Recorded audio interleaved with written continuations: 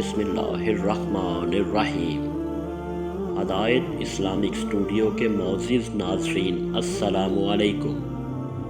مجھے صبر میں رکھنا مولا، کبھی گرنے نہ دینا، نہ کسی کی نظروں میں نہ کسی کے قدموں میں۔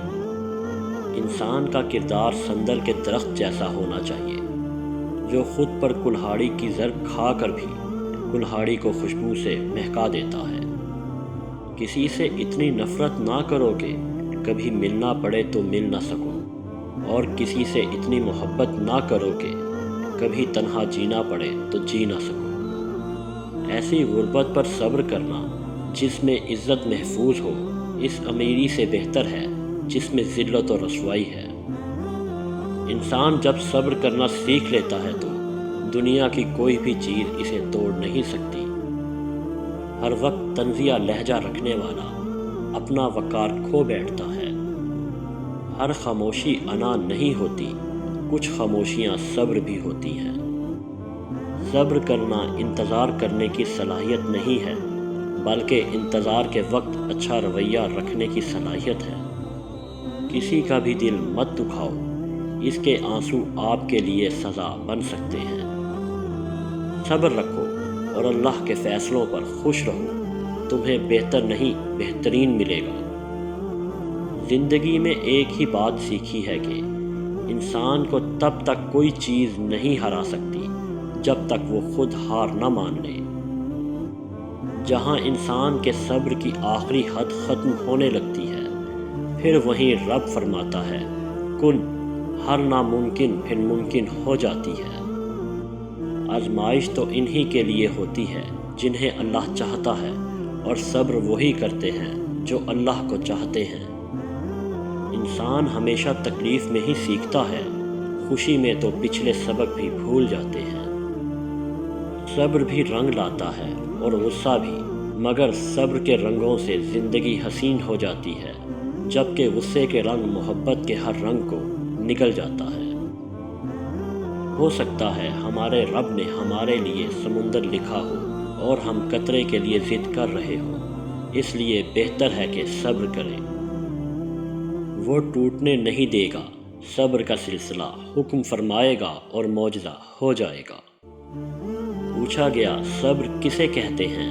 جواب ملا، جب تمہاری آنکھیں آنسوؤں سے بھری ہو مگر تمہاری زبان پر شکوہ نہ ہو، دل اس بات کی گواہی دے رہا ہو کہ رب جو کرتا ہے اسی میں میری بہتری ہے۔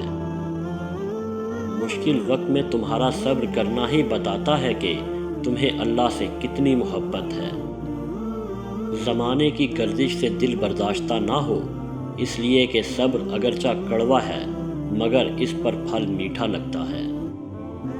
جتنا تم صبر رکھو گے، اللہ پاک اتنا ہی بہتر تمہیں عطا کریں گے۔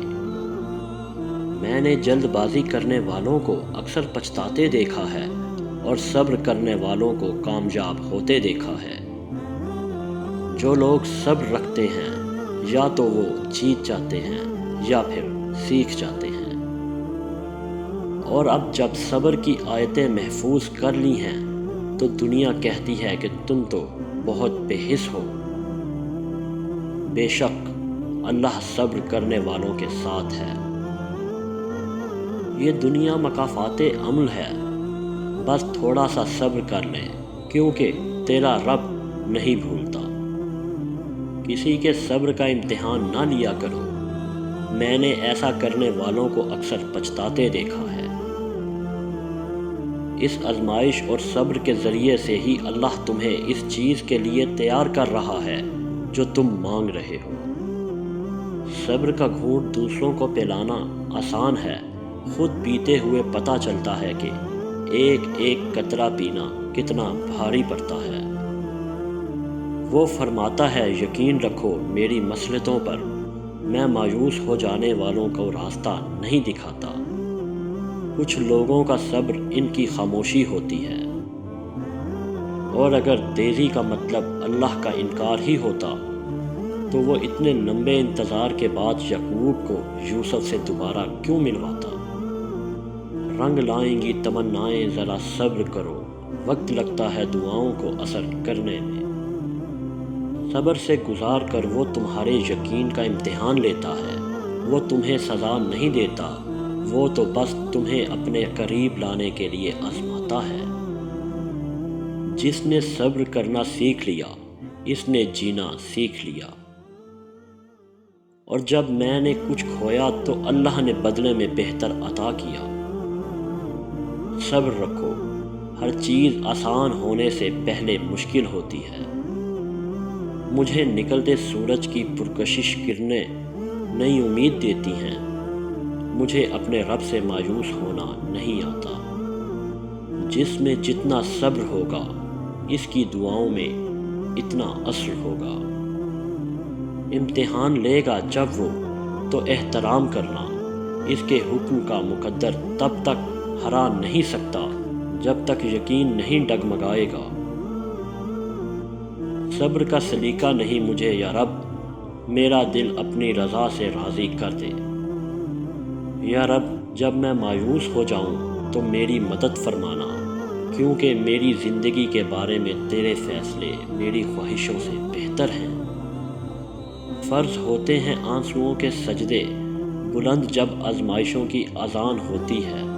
بڑا مشکل ہے ضبط کا وضو سنبھالنا، بڑی لمبی یہ صبر کی نماز ہوتی ہے۔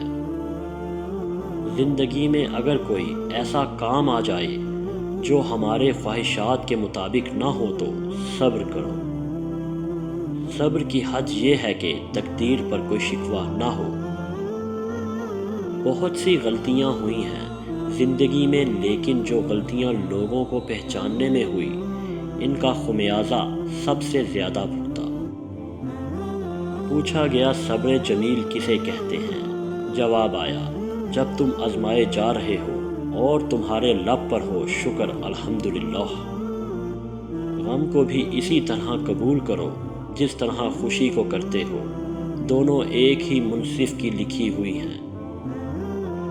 صبر، درگزر اور معاف کر دینا خیر کے خزانوں میں سے ایک خزانہ ہے جسے اللہ پاک اپنے مقروب بندوں کو عطا کرتا ہے۔